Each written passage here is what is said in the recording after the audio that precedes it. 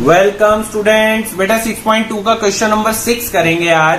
बेटा ये जो मैथ्स का क्वेश्चन बनाया हुआ है साइंस के कॉन्सेप्ट पर बेस्ड है, रिफ्लेक्शन ऑफ लाइट।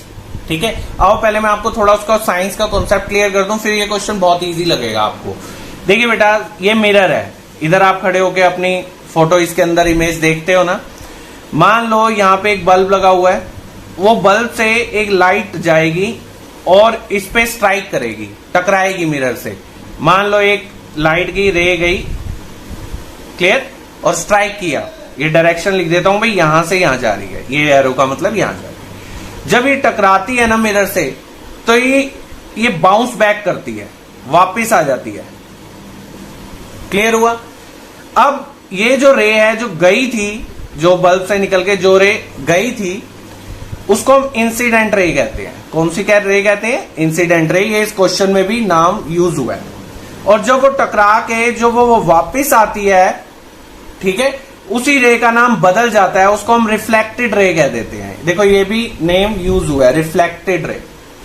अब हम करते क्या है, जिस पॉइंट पे ये टकराई है ना, उस पॉइंट से हम एक परपेंडिकुलर इस पे डाल देते हैं, इमेजिनरी परपेंडिकुलर एक लाइन डाल देते हैं जो इस वाले मिरर के साथ, ये देखो 90 डिग्री बनाएगी, ये देखो 90 डिग्री लाइन बनाती है। इस रे को हम नॉर्मल कहते हैं, नॉर्मल। ठीक है, normal means this ray is perpendicular to this. Clear? अब आप एक चीज नोटिस करेंगे, ये रूल होता है, यहां टेस्ट किया हुआ है इस बात को कि इंसिडेंट रे जब जाके इस नॉर्मल के साथ जो एंगल बना रही है, यानी ओनली दिस मच एंगल, ठीक है, इसको हम एंगल ऑफ इंसिडेंस कहते हैं। किसने बनाया था ये एंगल? इंसिडेंट रे ने बनाया था, इसलिए इसका नाम क्या पड़ा? Angle of incidence. Got it? जब ये रे स्ट्राइक करके वापिस आई, इसका नाम पड़ गया रिफ्लेक्टेड रे। इसने भी तो नॉर्मल वाली, ये नॉर्मल लाइन है ना बेटा, ये याद रखना, परपेंडिकुलर जो सीधी है बिल्कुल, इसने, ये रिफ्लेक्टेड रे ने भी इसके साथ एक एंगल बनाया है। दो एंगल नजर आ रहे हैं ना, एक ये एक ये। दूसरे वाले का नाम किसने बनाया? रिफ्लेक्टेड ने बनाया। तो इसको हम कहते हैं एंगल ऑफ रिफ्लेक्शन। क्या कहते हैं बेटा? क्योंकि कौन सी रे ने बनाया ये एंगल? रिफ्लेक्टेड रे ने बनाया, इसलिए एंगल ऑफ रिफ्लेक्शन। साइंस कहती है ये दोनों एंगल इक्वल होते हैं, यानी अगर ये 30 डिग्री का है तो ये भी 30 डिग्री का बनेगा। ये एक लॉ आपको अब दिमाग में रखना है, एंगल ऑफ इंसिडेंस इक्वल होता है एंगल ऑफ रिफ्लेक्शन के। क्यों? क्योंकि इसका नाम है लॉ ऑफ रिफ्लेक्शन। किसने बताया आपको ये दोनों इक्वल होते हैं? इस लॉ ने बताया, ठीक है, इस रूल ने बताया। क्लियर? अब इस क्वेश्चन में क्या किया हुआ है, ये जब रे आई ना, स्ट्राइक करके वापिस आई, तो इन्होंने एक मिरर और प्लेस कर रखा था पहले से ही एक मिरर और लगा रखा था, ठीक है, इधर इसका फ्रंट इस तरफ है। फिर उसने क्या किया, रे ने आई और यहां पे स्ट्राइक करके फिर चली गई वापस।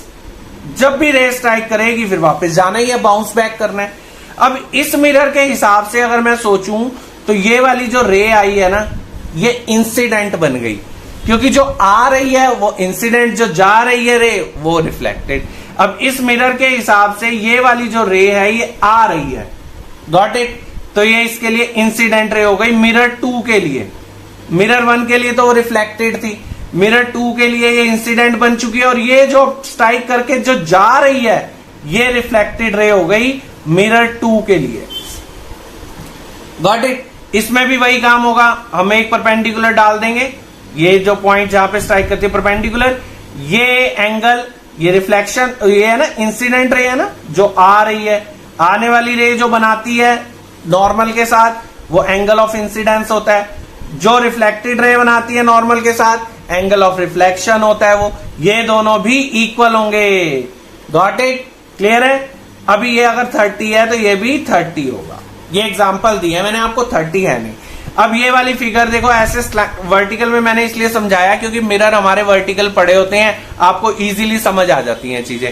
अब इन्होंने क्या किया, ऐसे घुमा दिया है, फिगर ऐसे हो गई है। यही है, रे जा रही है, ध्यान दो बेटा, ये रे यहां पे बल्ब लगा हुआ था, रे गई, मिरर पे जाके स्ट्राइक की, वापस आ गई। ये कौन सी रे है? ए बी इंसिडेंट, क्योंकि जा रही है मिरर पे। ये मिरर 1 हो गया बेटा, ये मिरर 2 हो गया। ठीक है बेटा, ध्यान रखना है। और जब ट्रक आके वापस आ रही है, ये कौन सी होगी? Reflected ray. किसके लिए? मिरर 1 के लिए।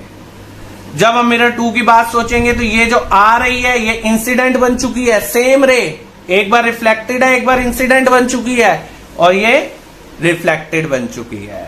Got it? क्लियर है? अब हमने क्या किया था, जहां पे इंसिडेंट रेट स्ट्राइक करती है वहां पे हम एक इमेजिनरी लाइन ड्रॉ कर देते हैं जिसको हम नॉर्मल कहते हैं। नहीं भी याद रखोगे कोई प्रॉब्लम नहीं है। इधर भी टकरा रही है ये इंसिडेंट रे, अब ये रिफ्लेक्टेड इसकी है ना, मिरर 1 की, इसकी तो इंसिडेंट है ये क्योंकि आ रही है। ठीक है, ये आपका हो गया नॉर्मल नंबर 2, 2 नॉर्मल रे हमने ड्रॉ कर दी। क्लियर? ये कंस्ट्रक्शन है। ठीक है, लिखा मैंने इस बात को, B E perpendicular to P Q. B, इस रे का नाम हम दे देते हैं बीई, ये जो हमने नॉर्मल डाली है, और ये वाली का नाम क्या रखा? C F. ध्यान देना बेटा, यानी मैंने लिख दिया बीई हमने इस वाले के ऊपर परपेंडिकुलर डाला, यानी इसके साथ वो 90 डिग्री एंगल फॉर्म करेगी। क्लियर है? और दूसरा सी एफ ये रही, किस पे परपेंडिकुलर डाली है? इस वाली पे, क्योंकि ये इसके साथ कंप्लीट 90 एंगल फॉर्म करती है, इसीलिए इसको परपेंडिकुलर कहते हैं। ठीक है बेटा, अब ध्यान दो, P Q parallel to R S. एक रूल और आपको ध्यान से सीखना पड़ेगा। मान लो 2 पैरेलल रे हैं, ध्यान देना क्योंकि क्वेश्चन में दिया हुआ है P Q and R S R 2 mirrors placed parallel. P Q और आर एस पैरेलल हैं, यानी ये और ये दोनों पैरेलल, यानी यहां एक्सटेंड करो, यहां एक्सटेंड, कहीं स्ट्राइक नहीं करेंगे, ये दोनों पैरेलल हैं। अगर मैं इन पे परपेंडिकुलर डालूंगा, इस पे भी डाला और इस पे भी परपेंडिकुलर डाला, ये दोनों भी पैरेलल होंगे, क्योंकि ये दोनों पैरेलल होने से इन पे जो परपेंडिकुलर डलते हैं ये भी पैरेलल होते हैं। ध्यान रखने वाली बात है, लिखना पड़ता है ये। यानी हम बोल रहे हैं भाई ये मिरर पैरेलल है, इसलिए हमने ये जो परपेंडिकुलर डाले हैं ना बीई और सी एफ, ये भी पैरेलल हैं, इस बात को भी लिखा। Got it? अब वही बात, इन एंगल्स को नेमिंग कर दो जो अभी आप स्टडी करके आए हो। इंसिडेंट ने एंगल बनाया नॉर्मल के साथ, ये इसी नॉर्मल के साथ ये वाली रिफ्लेक्टेड रे ने भी बनाया, इसको 1 एंगल दे दो, इसको 2 दे दो। इधर आ जाओ, ये देखो ये नॉर्मल है, ये इंसिडेंट है, क्योंकि ये आ रही है ना मिरर 2 के लिए, ये इंसिडेंट है। ये हो गया 3 और ये हो गया 4। एंगल की नेमिंग करनी बहुत जरूरी है बेटा। अब देखो 1 = 2 होता है बेटा, समझाया तो है। इंसिडेंट एंगल जो स्ट्राइक करके नॉर्मल के साथ बनता है और जो रिफ्लेक्टेड, ये दोनों एंगल इक्वल, लिख दो यहाँ पे एंगल 1 = एंगल 2। ऐसे ये जैसे ये इक्वल है ये भी इक्वल होंगे, क्यों? क्योंकि रीजन है ना बेटा, इसका साइंस का रीजन है। इंसिडेंट एंगल, ये इंसिडेंट एंगल है, ये एंगल ऑफ रिफ्लेक्शन है, ये दोनों इक्वल। साइंस बताती है, कौन बताता है? लॉ ऑफ रिफ्लेक्शन बताता है हमारे को। तो मैंने रीजन जरूर लिखा है, ब्रैकेट में रीजन लिखना है। एक चीज और ध्यान रखनी है बेटा, ध्यान दो, अगर आपके सामने ऐसी कोई चीज, ये एंगल और ये एंगल आपको पता है ऑल्टरनेट इंटीरियर एंगल होते हैं, एक इस तरफ एक इस तरफ, ये दोनों लाइन पैरेलल, ये दोनों पैरेलल, एक ट्रांसवर्सल, एक एंगल इधर एक उधर, ऑल्टरनेट। इधर देखना है ऐसा कुछ बन रहा है, ये और ये पैरेलल है ना, और एक ये एंगल इधर एक इधर, यानी 2 और 3 आपस में ऑल्टरनेट इंटीरियर एंगल बना रहे हैं। इमेज पे ध्यान दो बेटा, बहुत ध्यान दो, हाइड कर लो बाकी की इमेज को। अब ध्यान दो, अब ध्यान दो बेटे, ठीक है। ये दोनों लाइन, ये और ये पैरेलल, ये आपकी ट्रांसवर्सल जा रही है, और ये 2 और 3 आपका ऑल्टरनेट इंटीरियर एंगल फॉर्म करते हैं।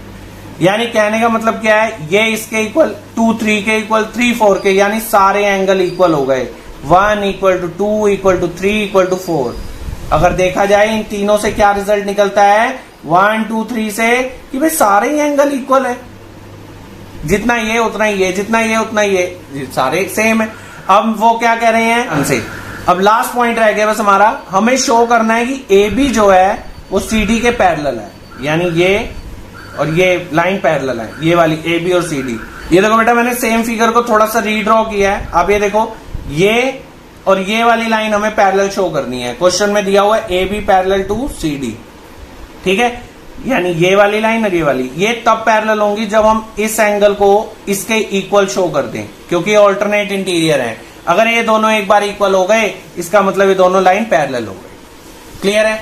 अब कैसे इक्वल शो करें, ये एंगल की बात करो बेटे, ये पूरा एंगल किससे मिलके बना हुआ है, 1 + 2 से, और ये वाला एंगल, ये इस एंगल की बात कर रहा हूं बेटा, ध्यान दो, सेम फिगर है, ये वाला 3 + 4, यानी हमें ये शो करना है 1 + 2 = 3 + 4। ये तो होगा ही होगा, ठीक है, बस लिख देंगे बाय 1, 2 and 3। क्यों होगा, दिमाग में आ रहा है?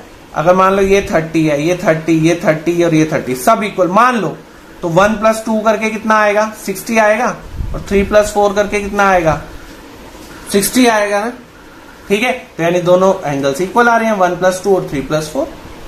ये क्योंकि ऑल इक्वल है, सारे इक्वल है, तो इन दोनों को जब हमने इक्वल कर दिया, इसका मतलब हम ये कह सकते हैं कि भाई हमने तो ये वाले ऑल्टरनेट, ये जो एंगल है इक्वल प्रूव कर दिए हैं।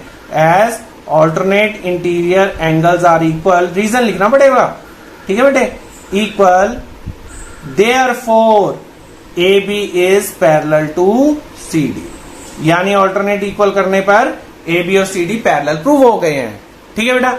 आई होप टॉपिक क्लियर हुआ होगा बेटा, बहुत ध्यान से समझाने की कोशिश की है। बाकी जितनी प्रैक्टिस करोगे उतना अच्छा रिजल्ट आएगा, उतना आपका मैथ स्ट्रांग होगा। प्लीज सब्सक्राइब द चैनल और कनेक्ट रहिए। Thank you.